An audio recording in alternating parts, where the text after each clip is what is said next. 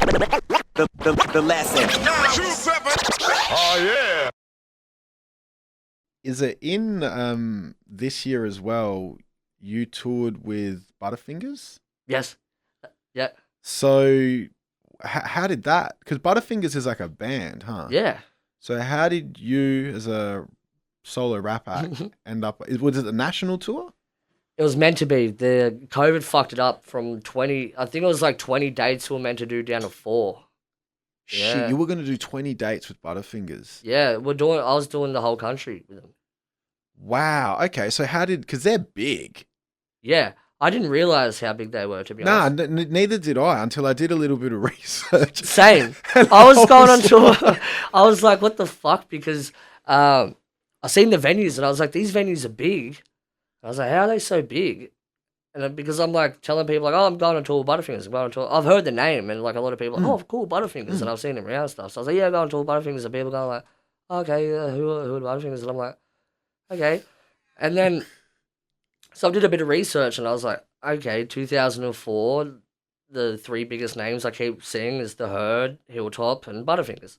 The Herd, Hilltop, Butterfingers. The Herd, Hilltop, and then I'm like, and then I see 2005 or 6, I think it was, so like top 10 Triple J Hottest 100. And then I was like, okay. And then I'm getting to these shows and these venues are like packed, like could fill 1,000 to 2,000 people. And I'm just freaking out going like, what the fuck? And then I became a fan because I started going for all their music and shit. And then like now they're all in my playlist and everything like that. And yeah, they're fucking amazing. They're a great band. So how does Skrub? Oh, wind up same. on We the got the same national- booking agent. Who's your booking agent? New World Artist. Ah, Yeah. shout out to Liam. Liam got you on that. Liam, yeah. Oh, good. Big shout outs to work. Liam. Yeah, right. Yeah. How did he manage to pull that? Well, we were meant to do it like start of last year. I'm pretty sure the tour got cancelled like 3 different times because of COVID. Yeah, okay. Yeah, so I don't know how, like, still I can't answer the question of how I got hooked up. But yeah, I was meant to do it for a long time and then, yeah, that happened. But I was surprised too because I'm like, oh, I'm going out, you know, being a rapper, this and that.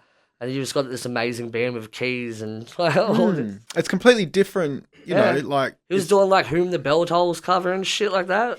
so Fucking crazy. so if you think about, you know, we talked about what it was like opening for a Cursor audience.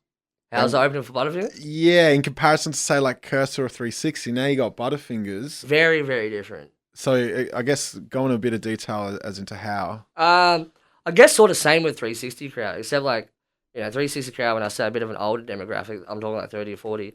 Butterfingers, it seemed like there was like 50, 60-year-olds there. Like there was dads there and stuff. It was sick.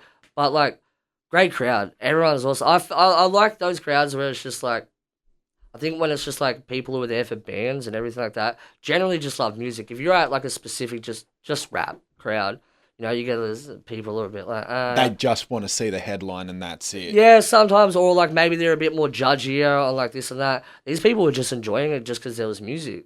So would you say that the Butterfingers crowd is a little less hostile?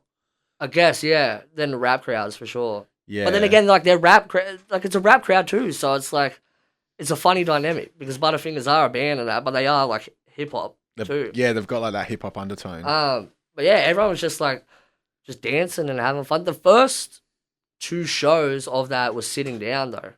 Because of COVID. Because of COVID, yeah. So that was awkward. I've never did that before.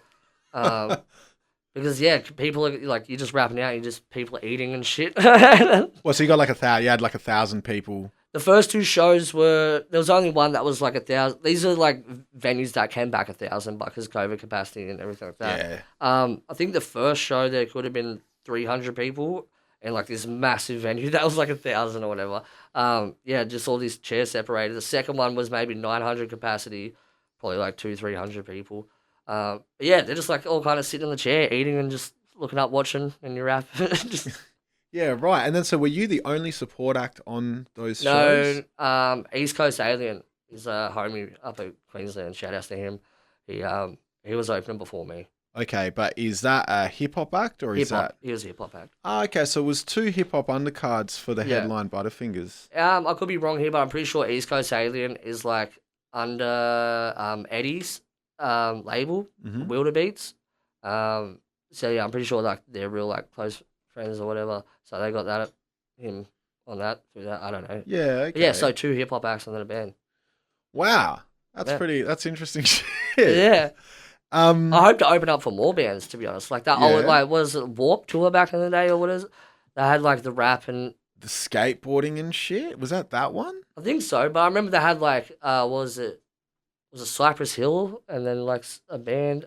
I think it was like Limp Bizkit and like Yeah, it was like someone else. punk mixed with hip hop. Yeah. Sort of. Yeah. I reckon I do remember what you're talking about. Yeah, it was fucking awesome. Yeah. So so that's something that you'd like to do more of. Yeah, for sure. Speak to Liam. Get Liam. He'll make it happen. The lesson. 927. Oh, yeah.